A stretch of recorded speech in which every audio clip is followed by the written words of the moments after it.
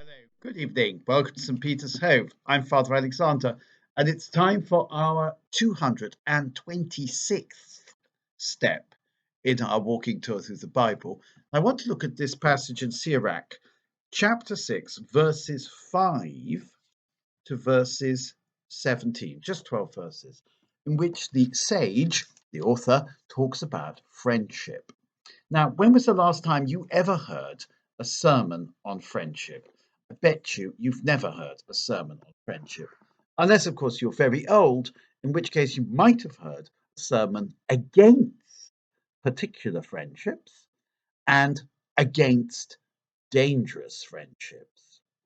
Now, particular friendships is when, for example, in a monastery or a religious community, two of the brethren or two of the sisters spend more time with each other than with everybody else. That's called a particular friendship. So you're particularly friendly with brother X or sister Y, and that is against the rules of the order. Most orders had rules against particular friendships because the idea was you should be friendly with everybody on equal terms with everybody, and a particular friendship was a form of favoritism. And favoritism, as we know, can wreck religious communities and indeed wreck families. And yet, of course, what is friendship? Friendship is the picking out of a single person for particular or attention, or to make somebody into your favorite. That is what friendship is. Now, the other thing is, of course, you might have heard years ago the denunciation of dangerous friendships. That is to say, people who might lead you astray, people who were, let's say, outside the church, or people of other faiths, people of other nations, and so on. Nowadays, of course, we more or less these are encouraged. We're encouraged to make friends with people not like ourselves, people who are not similar to us. We're encouraged to step out of our comfort zone. So if somebody comes along who is, let's say, oh, I don't know, Presbyterian, you don't fend them off with a big stick, do you? You say, hi, you're a Presbyterian. Let's talk. That's how it works nowadays. And yet, as I say, we very rarely hear sermons praising friendship or saying that friendship is something to be cultivated or that friendship is something to be sought, friendship is something to be valued. Now, none of the great spiritual writers, with two exceptions, talk about friendship. And the two exceptions are St. Aelred of Rivers, who I've never read, by the way, and the other one is, of course, St. Augustine, who I have read. Quite a lot in St. Augustine about friendship. St. Augustine was very friendly with lots of people. He had intellectual friendships, he had spiritual friendships, and these friendships he had developed his intellectual life and developed his spiritual life. And of course, dialogue, the dialogue that takes place between friends, as far as St. Augustine is concerned, is the dialogue that leads us onward and upward into the light. And of course, it was in a dialogue talking about the things of heaven with his best friend, who just happened to be his mother, St. Monica, that Monica and Augustine went into ecstasy together in Ostia, the so-called ecstasy of Ostia. Sounds better in French, l'extase d'Ostie. So, in other words, your friendship with somebody is a stepping stone to spiritual enlightenment. That is a Christian tradition. We don't hear that much about it, which is a pity. Now, what does this guy have to say, the sage? Well, the sage would have heard of Aristotle and would have absorbed Aristotle either directly or indirectly. Now, Aristotle had this idea that the city state was run by the citizens, who were a small group in the city state, no more than about 10 or 15% of the population. And they spend a lot of their time in phronesis, that's to say, philosophical reflection. So they would sit around while the slaves and the helots and the women did all the work, and they would talk about the things that really mattered in life. And the richness of the city state came for them in this philosophical reflection. So you chose your friends for their usefulness to you. That's what Aristotle would have said. It'd be ridiculous to choose a friend who'd be no use to you. You chose your friend because you wanted to get on in the life of the city-state. You wanted to enrich your own life, and you wanted to enrich the life of your family, and so on and so forth, those around you. So a friend was chosen primarily for his utility or his ability to give you pleasure. So you chose a friend as somebody you hung out with who would help you pass the time in a pleasant way. Now, that, from a Christian point of view, could seem a bit selfish, couldn't it? Oh, I've chosen you to be my friend because you're so clever, and I really enjoy our witty conversations. But it makes sense, doesn't it? Because would you really choose as your friend somebody who bored you to death or somebody with whom you had nothing in common?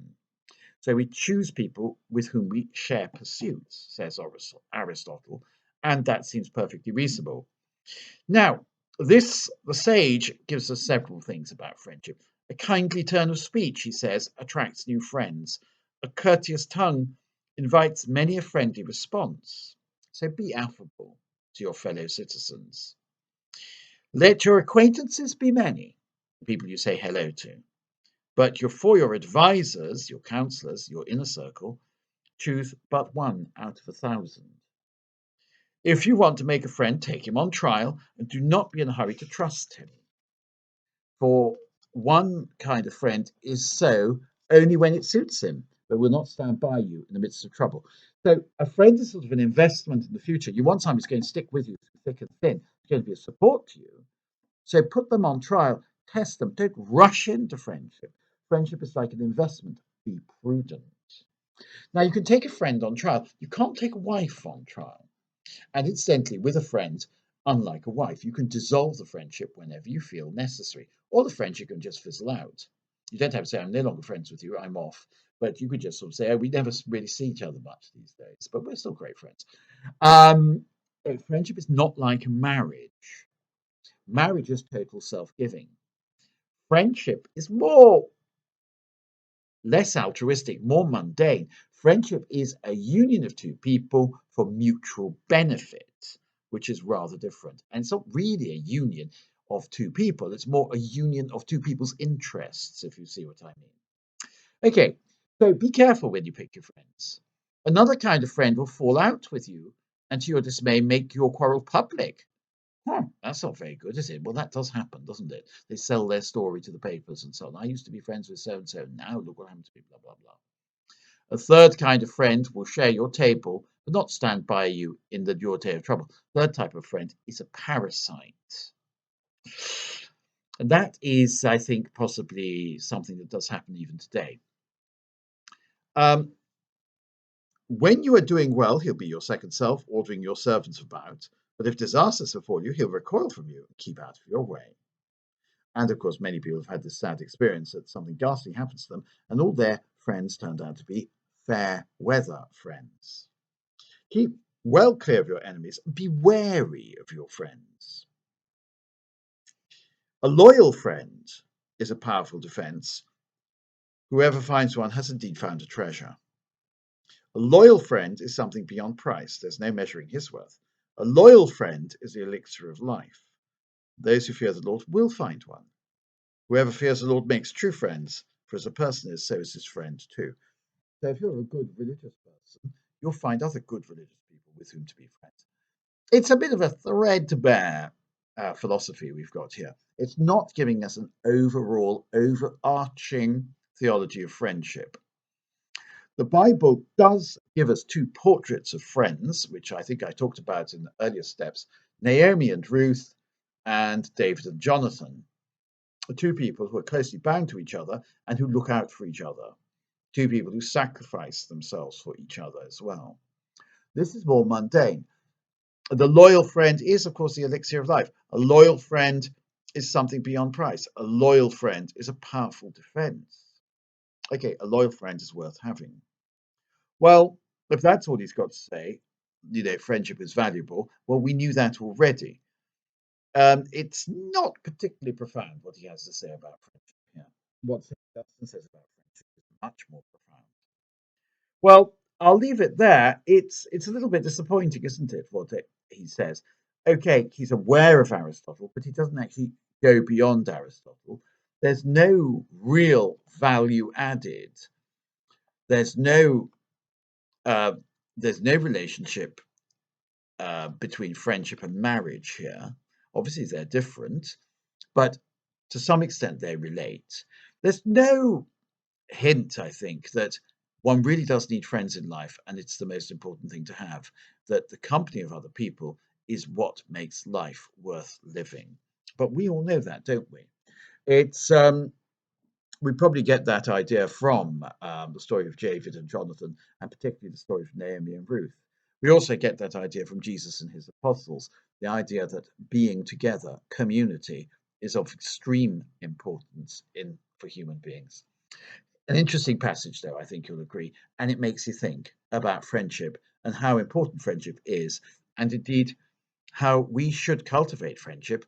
And we should also try, I think, to integrate the idea of friendship into our Christian lives.